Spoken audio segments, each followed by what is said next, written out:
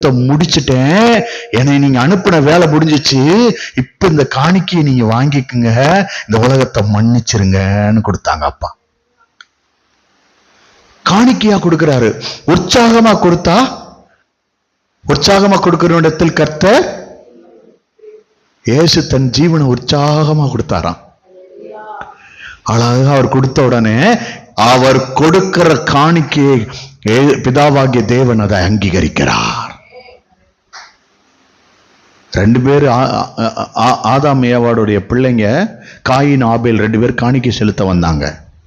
அவங்க காணிக்கை செலுத்தும் பொழுது உச்சிதமான அவன் விளைச்சலையும் கொடுத்தான், அவன் கொழுமையானதுல பெஸ்டையும் கொடுத்தான்.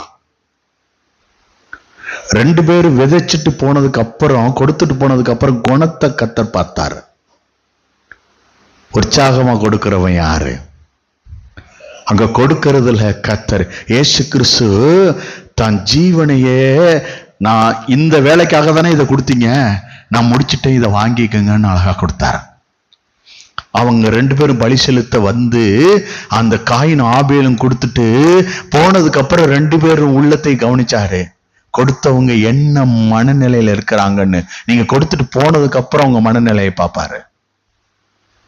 உங்களை நீங்க ஏசப்பாவுக்கு எப்படி கொடுத்திருக்கீங்க? நீங்க கொடுத்த பிறகு வீட்டுக்கு போன உடனே உங்க வாழ்க்கை பழைய நிலைமையில இருக்கா, இல்ல நான் ஏசப்பாட்ட கொடுத்த மாதிரியே நான் எப்படி நான் இதை செய்வேன்னு அப்படியே நீங்க நிக்கிறீங்களான்னு கர்த்தர் அங்க பாப்பாரு. ஒரு ஏழை விதவை காணிக்கப்பட வந்தா, உற்சாகமா கொடுக்கிறவனிடத்தில் கர்த்தர் பிரியமா இருக்கிறாரு. இவர் ஆவியை கொடுத்தாரு. அந்த விதவை வந்து 2 காசு சாப்பிட வச்சிருந்த காசை கொண்டு வந்து காணிக்கப்பட்டான்.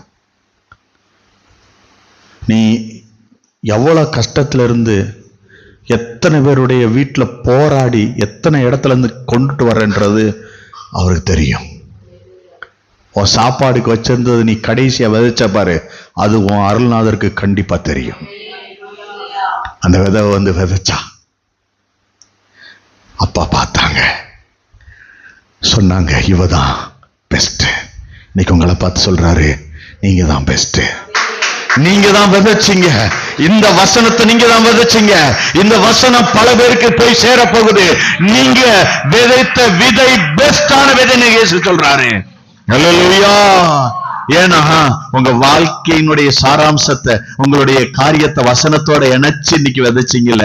கர்த்தர் சொல்றாரு, பல நாடுகளுக்கு கடந்து போகுது, இது அங்கீகரிக்கப்படும். நீ விதைக்கிறது அங்கீகரிப்பாரு. நீ